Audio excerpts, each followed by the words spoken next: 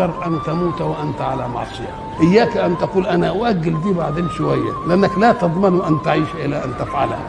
ولذلك اللي بيصلي الوقت يدن يقول لك قوم نصلي بقى الوقت اهو، يقول له ما هو الوقت فين على ما يجي ميعاد العصر، انت ضمنت يبقى العصر يجي، طب ما تقوم دلوقتي تلعب كده. امال الصلاه لوقتها يعني ايه؟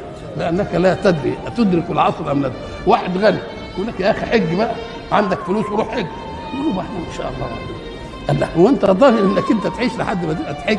ان عشت يا سيدي لحد ما تحج او عشت لحد ما تصلي يبقى ما فيش عقوبه، انما انت دي ما ايه؟ دي ما تضمنهاش، يقوم تعجل. ولذلك النبي عليه الصلاه والسلام يقول ايه؟ اعمل لدنياك كانك تعيش ابدا، واعمل لاخرتك كانك تموت. الناس فاهمين اعمل لدنياك كانك تعيش ابدا، اعمل فيها اللي يقضيك طول العمر. لا، اعمل لدنياك كانك تعيش ابدا، يعني ما فاتك اليوم تدركه غدا يا سيدي.